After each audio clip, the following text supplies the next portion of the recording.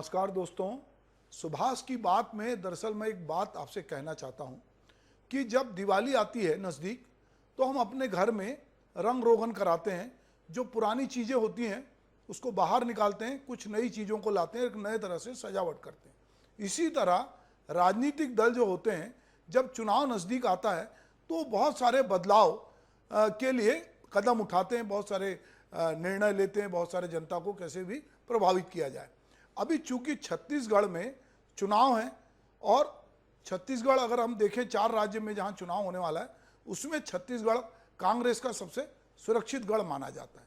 लेकिन पिछले कुछ दिनों के भीतर जिस तरह से संगठन और सरकार में बदलाव देखने को मिल रहे हैं उससे लगता है कि पार्टी आलाकमान के मन में कुछ और चल रहा है। तभी वो इस बड़े बदलाव को करके प्रदेश के साथ ही पार्टी के भीतर भी सियासी समीकरण उलटने की कोशिश कर रहा है। छत्तीसगढ़ में सरकार और संगठन के बीच, कांग्रेस संगठन के बीच विधानसभा चुनाव के पहले हो रहे इस बदलाव के मायने समझने होंगे। सबसे पहले संगठन महामंत्री के पद को लेकर जिस तरह से संगठन में तनातनी का माहौल दिखा उससे अंदाजा लग गया था कि पार्टी में अंदर खाने में काफ़ी कुछ पक रहा है। दरअसल मोहन मरकाम ने प्रदेश संगठन महामंत्री की जिम्मेदारी अरुण सिसोदिया को देने से पहले अन्य नेताओं से सलाह नहीं ली। इसी तरह राष्ट्रीय कार्य समिति के समय मुख्यमंत्री की आपत्ति के बाद महामंत्री संगठन के पद से हटाए गए अमरजीत चावला को एक बार फिर महत्वपूर्ण जिम्मेदारी दे दी गई। इसको लेकर पार्टी के भीतर खलबली मचने के बाद प्रभारी जो छत्तीसगढ़ की हैं कुमारी शैलजा ने आदेश जारी किया जिसमें प्रदेश महामंत्री संगठन और प्रशासन की जिम्मेदारी एक बार फिर रवि घोष को सौंप दी गई। इस पर मोहन मरकाम का कहना था कि प्रदेश प्रभारी ने पत्र लिखा, इसकी हम समीक्षा कर रहे हैं। ये बताता है कि मोहन मरकाम अपने कामकाज में हस्तक्षेप पे चुप्पी साधने वाले नहीं हैं। इसके बाद से ही अंदाजा लगने लगा था कि मरकाम की छुट्टी हो सकती है। बुधवार रात इस पर मुहर लगाई गई और मोहन मरकाम की जगह अब बस्तर के जो सांसद हैं दीपक बैज, उनको प्रदेश कांग्रेस कमेटी की जिम्मेदारी दी गई। दीपक की छवि ईमानदार और जमीनी नेता की है। बताया जाता है कि वो राहुल गांधी के गुड बुक में है। मोहन मरकाम भले ही उनकी छुट्टी संगठन से हो गई है पर अगले ही दिन यानी गुरुवार को ही ये साफ हो गया था कि उनकी सत्ता में जगह सुनिश्चित कर दी गई है। उन्हें मंत्रिमंडल में शामिल किया जा रहा है। इसके लिए वरिष्ठ मंत्री प्रेमसाय टेकाम को इससे इस्तीफा दिलाया गया। इस तरह प्रदेश में अचानक कांग्रेस के भीतर की हलचल बढ़ गई। इससे पहले अचानक टीएस सिंहदेव को उप मुख्यमंत्री बनाया गया। ये फैसला भी दिल्ली से लिया गया और इसकी घोषणा एआईसीसी ने की थी। इसके बाद से ही ये कयास लगाने लगे थे लोग कि आखिर 4 माह के लिए उप मुख्यमंत्री का पद जो है स्वीकार करने के पीछे क्या वजह हो सकती है। इधर मंत्रिमंडल में फेरबदल की खबर के बीच ये भी चर्चा शुरू हो गई कि कुछ और मंत्रियों को भी बदला जा सकता है, कुछ और नए चेहरों को शामिल किया जा सकता है। विधानसभा के अंतरिम सत्र के पहले इस तरह की उठापिठक के पीछे क्या कोई गहरी बात छिपी है, इस ओर संकेत मिल रहे हैं। इस बीच बताया जा रहा है कि शुक्रवार को छत्तीसगढ़ को लेकर कांग्रेस की एक अहम बैठक दिल्ली में होगी। अगर इसे क्षेत्रीय समीकरण से समझने की कोशिश करें तो मोहन मरकाम बस्तर से आते हैं, उन्हें हटाकर दीपक बैज को जिम्मेदारी सौंपी गई है। वो भी बस्तर के ही नुमाइंदगी करते हैं। दीपक बैज 2019 में बस्तर से कांग्रेस को जीत दिलाने में कामयाब थे। इधर मोहन मरकाम की कैबिनेट में एंट्री जिस मंत्री प्रेमसाय टेकाम की छुट्टी की गई है उनका कहना है कि इस्तीफा दिया नहीं जाता, लिया जाता है।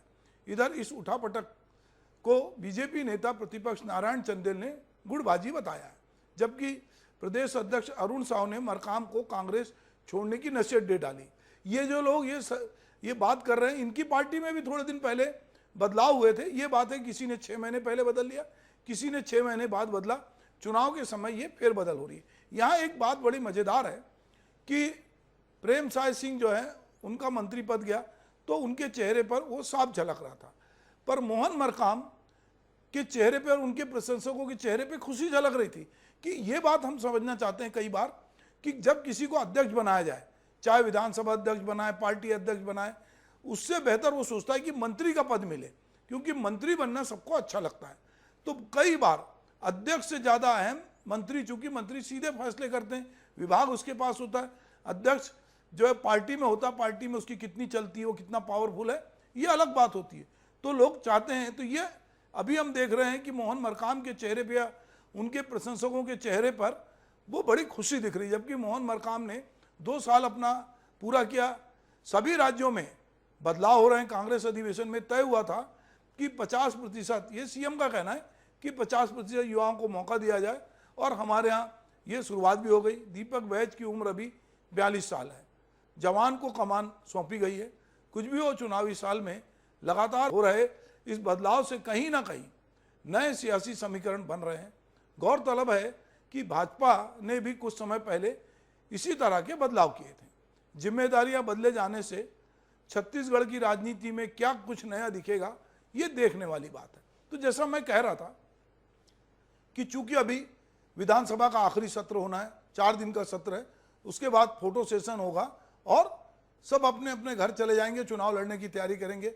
कुछ अगली विधानसभा राजभवन में जो शपथ ग्रहण समारोह होने वाला है मंत्रियों का, जिसमें ये कवायद लगाई जा रही कि मोहन मरकाम के साथ साथ हो सकता है कि किसी 2-1 आदमियों के नाम आ रहे हैं कि उनको मंत्री बना दिया जाए, तो ये भी राजभवन में एक प्रकार से इस भूपेश बघेल सरकार का अंतिम शपथ ग्रहण समारोह होगा, जिसमें कि मंत्रियों को शपथ दिलाई जा रही है।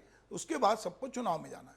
कई बार लोग इस पर बात करते हैं कि भाई ऐसी आखिर क्या बात है कि अब चुनाव को 3 या 4 महीने बचे हैं, तो ये उस विभाग में क्या कर लेंगे। दरअसल जो मंत्री की बत्ती वाली गाड़ी होती है, उसका जो रुतबा होता है वो इतना होता है कि उसके प्रशंसक जो होते हैं उनके बीच उसको बताने के लिए होता है कि भाई मैं मंत्री रहा हूँ इस सरकार में, और हो सकता है कि चुनाव में उसके मंत्री पद के कारण उसका एक प्रभाव मंडल बढ़े, वरना 3-4 माह के लिए कोई मंत्री बन रहा है। पर जो आदमी इतने समय तक मंत्री रहा, शिक्षा विभाग का मंत्री रहा, आदिम जाति का कल्याण का मंत्री रहा, अब आप कहें कि साहब वो आदमी, तो उसके मन में एक निराशा है कि पता नहीं मेरे साथ आगे क्या होगा।